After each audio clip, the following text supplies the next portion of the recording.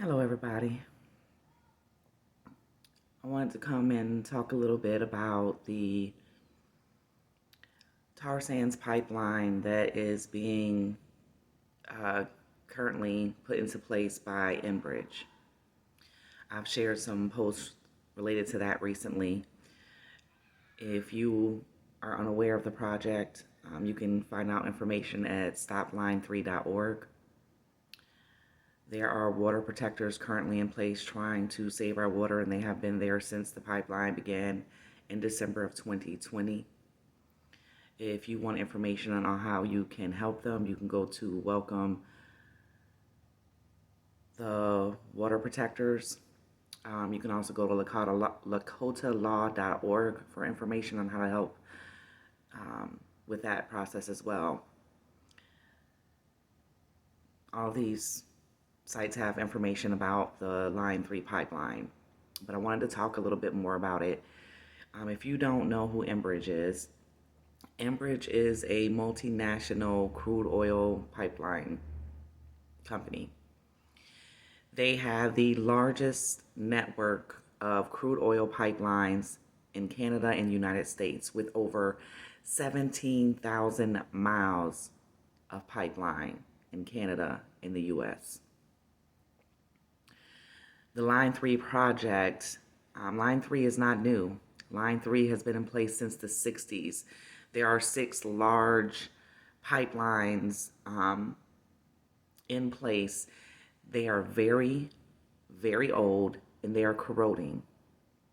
Enbridge has acknowledged that there are 900 structural anomalies in these current pipelines, actually in just the Line 3 pipeline.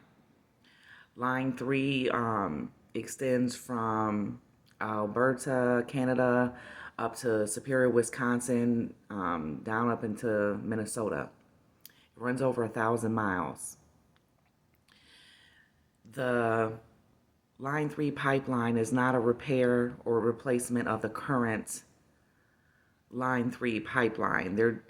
The current pipeline is old and, like I said, corroding with structural anomalies, which basically means there are small holes and cracks that are already allowing leakage into the ground.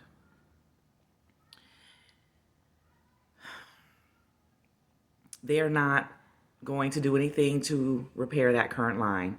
They are abandoning the current Line 3 pipeline, going to build a new one in a new corridor. Let me say that again.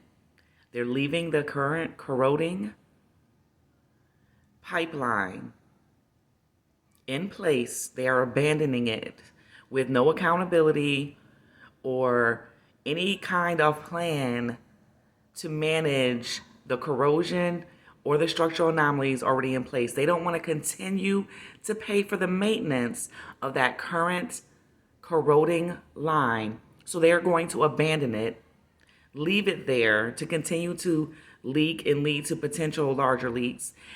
And they're going to build this new pipeline, which is already about 70% complete, through a new corridor. This new corridor is going to cross over 200 bodies of water and wetlands and go through forests. With pipelines, it's never a question of if they will leak. It's only a matter of when.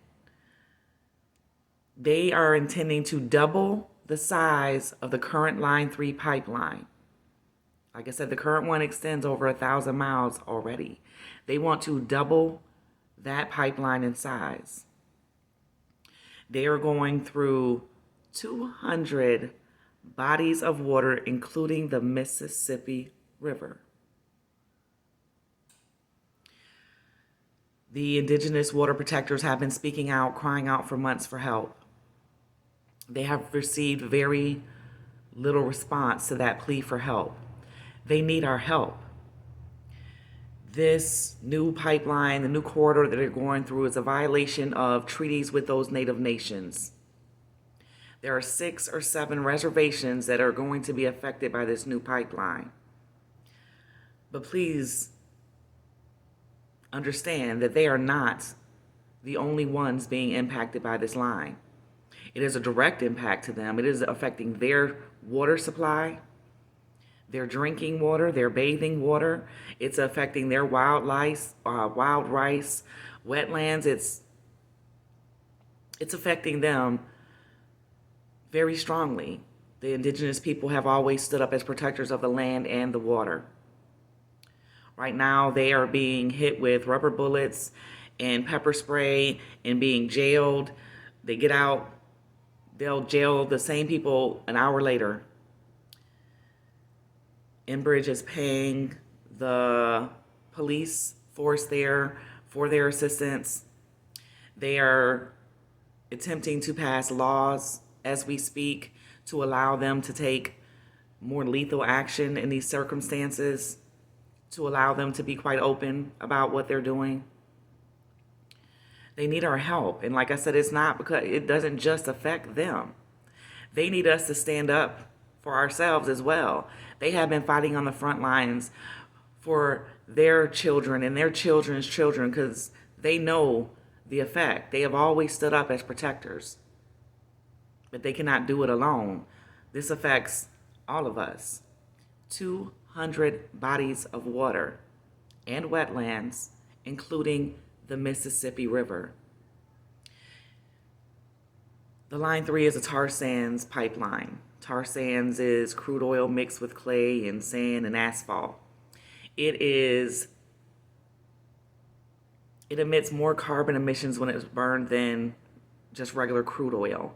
It is one of the most destructive, carbon-intensive, toxic crude oils, any fuel in the world, actually. It is toxic and deadly. It takes 5 barrels of water to create 1 barrel of crude oil. They have been taking water from Minnesota water sources, Wisconsin water sources to come up with this crude oil. It's already affecting our water supply, and they haven't even put the pipeline in yet. It's imperative that we all educate ourselves, understand the ways that it's going to impact us all. It's so easy to look away when it's not our problem. But it is our problem. It is not just the problem of the indigenous peoples. It is not just about the violation of their treaties. I think it matters that those treaties are being violated and have always been violated or being continued to be violated. But it's important because the indigenous people have always understood the connection to the land. They have always understood the connection to Mother Earth. They understand that Mother Earth is a living and breathing entity that gives life to all of us. They have had a respect and a connection to the land and to the water and have always stood to protect it. They are now under attack and they need our support. If we're able to show up at the front lines, show up. I understand not everybody can do that. It's not something I can do, but I can give financially. Stopline3.org has information. If you can go over to Instagram, Camp McGeezy, there's Honor the Earth. They're having plenty of information posted, letting you know where resources are needed. They've had to pick up and move their supplies and stuff as they've been pushed back. They've had to be pushed back further toward the reservations for their own safety. That cost for them to be able to move their camps that have been in place, like I said, since December. They've been sitting in place to fight against what's going on. They are being jailed again and again. It costs money to post bail. There's all kind of resources that can help. If you don't have the ability to show up at the front lines, if you don't have the ability to give financially, maybe you have the ability to share the message, to educate other people who can. You never know who is willing to help, who has the ability to do so, and in what ways. Share the message. Let's educate each other. This is our world. We all live in it. The Mississippi River. This is going to impact all of us. You don't have to live in Minnesota or Wisconsin to be affected by what's going on. This is going to cross the Mississippi River, as well as 200 bodies of water and wetland. It's important and it matters. We have all seen what happens when pipeline leaks occur.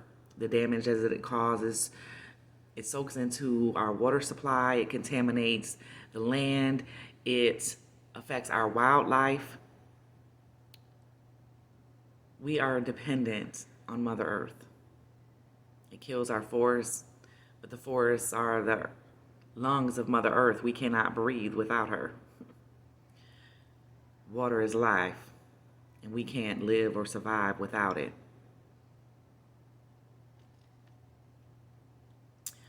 Please act now. You can call Enbridge at 403-231-3900. Let them know that you don't want this. Reach out to our senators. Like I said, check out lakotalaw.org. There are some laws trying to be passed right now. It's important that we speak out about those things. All of this matters. So, yeah, as I become aware, I'm realizing the need to share. We all have a responsibility to even realize that this has been going on since December and I was highly unaware. It's easy, like I said, to live in our own worlds and to not really pay attention because it doesn't affect us directly, immediately. But the long-term effects, it is going to impact us. These are our children, our children's children. What are we leaving them to inherit?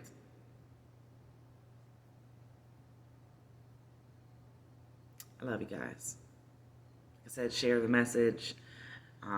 Go to the resources that I talked about. Educate yourself. Share with your friends, your family. Ask them to do the same. Like I said, you never know who can show up and help. Let's all stand together. Let's stand behind the water protectors. It's time for us to stand up for those that have been standing up for us for so long. I love you guys.